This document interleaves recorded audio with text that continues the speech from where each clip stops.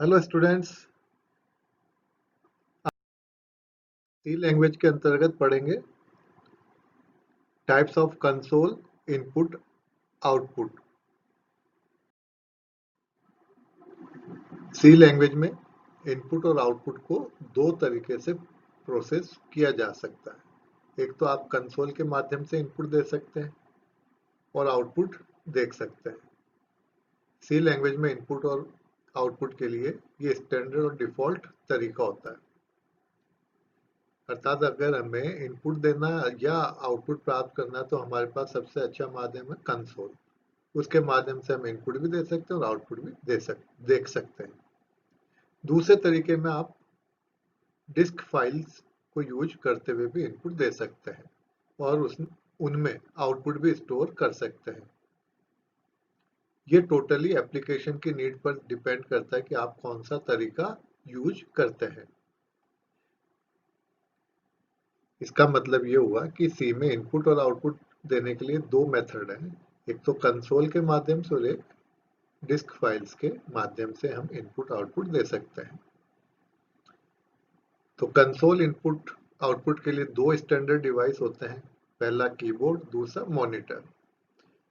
Keyboard एक standard input device है। By default एक सी प्रोग्राम कीबोर्ड के माध्यम से ही इनपुट लेता है। मॉनिटर अर्थात स्क्रीन एलसीडी एक स्टैंडर्ड आउटपुट डिवाइस होता है। यदि आप कोई दूसरा तरीका यूज नहीं करते हैं तो बाय डिफॉल्ट एक सी प्रोग्राम मॉनिटर पर ही आउटपुट दिखाता है, लेकिन आप चाहें तो किसी एक्सटर्नल डिवाइस पर भी आउटपुट प्राप्त कर सकते हैं। कंसोल इनपुट आउटपुट के लिए हम कौन से डिवाइस काम में ले रहे हैं? कीबोर्ड और मॉनिटर, और इन दोनों को ही हम क्या बोलेंगे? कंसोल। कंसोल जब हम काम में ले रहे हैं शब्द, तो इसका मतलब है keyboard for input, monitor for output. There are various library functions available for input-output. These can be classified into two broad categories. जैसा कि हमने पहले भी देखा था कि दो मुख्य कैटेगरी में इनपुट आउटपुट्स को रखा गया है। सी के जितने भी इनपुट आउटपुट है उनको कंसोल आईओ और फाइल आईओ फंक्शंस के रूप। However, in the initial stage of learning C, only a keyboard will be used as input and monitor as the output. Keyboard and monitor together forming the console can be used for console input output.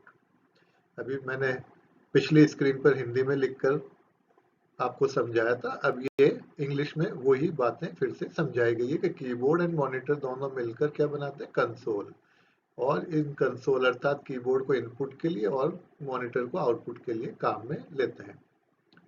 The functions and macros for console input output will be as, ये हमने classification दिखाया। Console input output functions जो कि सी में उपलब्ध है। तो दो तरह के कंसोल इनपुट आउटपुट्स हैं, अनफॉर्मेटेड कंसोल आईओ और फॉर्मेटेड कंसोल आईओ। आईओ का मतलब इनपुट और आउटपुट। अनफॉर्मेटेड कंसोल आईओ के अंतर्गत हम स्टडी करेंगे get C H, put C H, get C H E, get char, put char, F get char, F put char, and get C H और gets and puts. और formatted console IO के अंतर्गत हम अध्ययन करेंगे scanf और printf का। Unformatted से हमारा मतलब क्या होता है? Unformatted input output function input तथा आउटपुट के लिए यूज होने वाले ऐसे फंक्शन जिनमें इनपुट या आउटपुट होने वाली वैल्यू का फॉर्मेट डिफाइन नहीं किया जाता, उन्हें अनफॉर्मेटेड इनपुट आउटपुट फंक्शन कहा जाता है। अर्थात ऐसे फंक्शन जो हम इनपुट और आउटपुट के लिए काम में तो ले रहे हैं, लेकिन उसमें हमें इनपुट और आउटपुट होने वाली वैल्यू का फॉर्मेट डिफाइन नहीं करना। तो जब हमें फॉर्मेट ही डिफाइन नहीं करना तो इसका मतलब क्या हुआ? अनफॉर्मेटेड।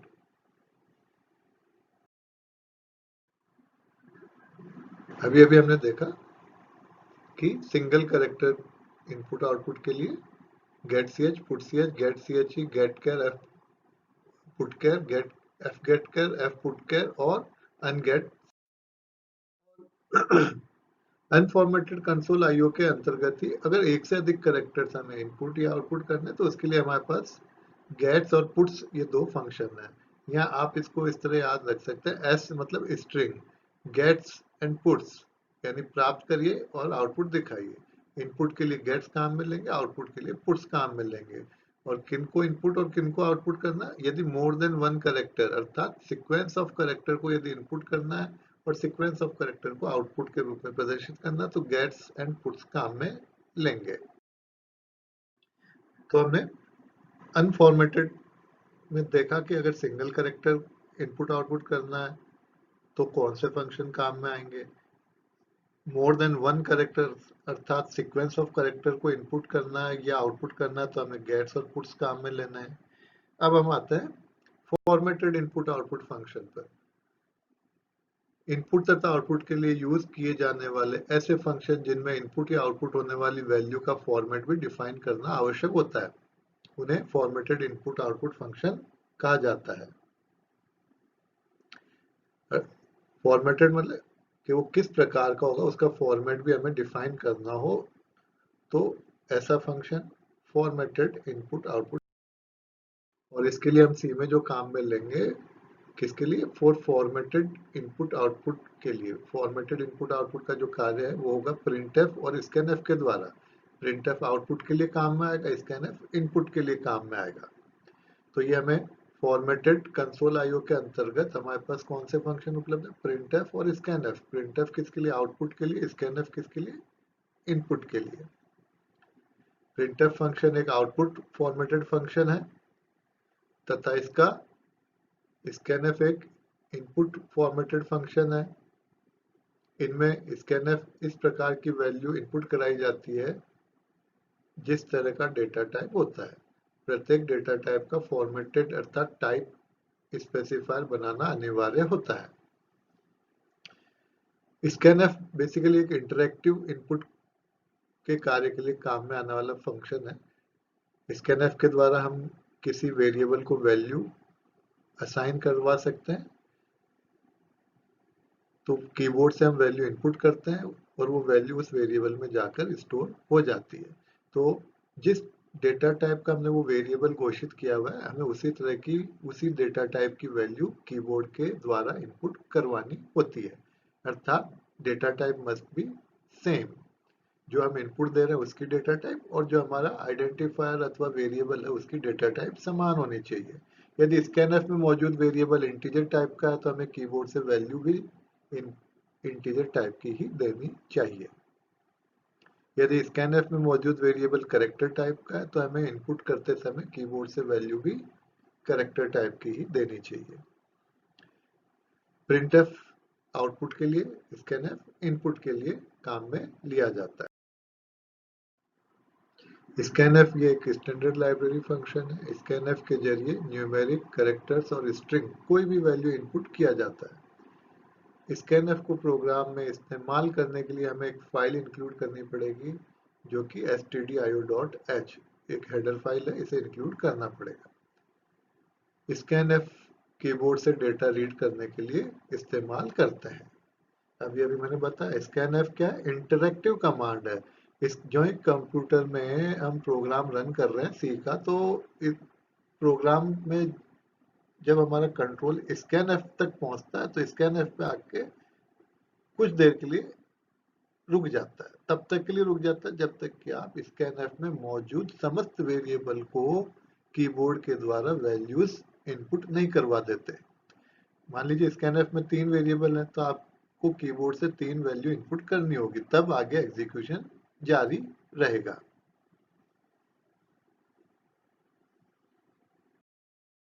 प्रिंटफ प्रिंटफ एक स्टैंडर्ड लाइब्रेरी फंक्शन है जो कि आउटपुट के लिए काम में लिया जाता है। प्रिंटफ डेटा को स्क्रीन पर राइट करने के लिए इस्तेमाल किया जाता है, अर्थात आउटपुट के लिए प्रयुक्त होगा। प्रिंटफ को प्रोग्राम में इस्तेमाल करने के लिए stdio.h नाम की हेडर फाइल को इंक्लूड करना पड़ता है। अर्थात चाहे प्रिंटफ काम में लो चाहे स्कैनफ, हमें हैश इंक्लूड के द्वारा एक फाइल इंक्लूड करनी होगी। वो फाइल है stdio.h standard input output dot header file. ये हमें प्रोग्राम के शुरुआत में इंक्लूड करनी होगी। The declaration for all the above function except getch and putch are contained in the header file stdio.h. Hence, this header file should be included by a hash include statement at the beginning of every program that invokes any of these functions. The header file conio.h should be included in program that use the functions getch and putch. इसका सारांश ये है कि जब भी हमें getch और putch काम में लेना हो तो हमें एक फाइल इंक्लूड करनी होगी जिसका नाम है conio.h. आप इसको conio.h बोल सकते हैं, लेकिन इसका ध्यान आपको ये रखना है कॉन मतलब कंसोल, आई मतलब इनपुट, ओ मतलब output, dot header, H for header. तो हमें getch और putch काम में लेना हो तो conio.h को प्रोग्राम के शुरुआत में, बिगनिंग में इंक्लूड करना होगा. और getch और putch के अतिरिक्त यदि हम कोई भी इनपुट आउटपुट फंक्शन काम में ले रहे हैं तो हमें stdio.h नाम की फाइल को इंक्लूड करना होगा in the beginning of the program. stdin और stdout क्या होता है? When a C program starts running, a few files are automatically opened for input and output. Microsoft C and Quick C open 5 such files. These get automatically closed on completion of the execution of the program. Two of these are known by names stdin and stdout.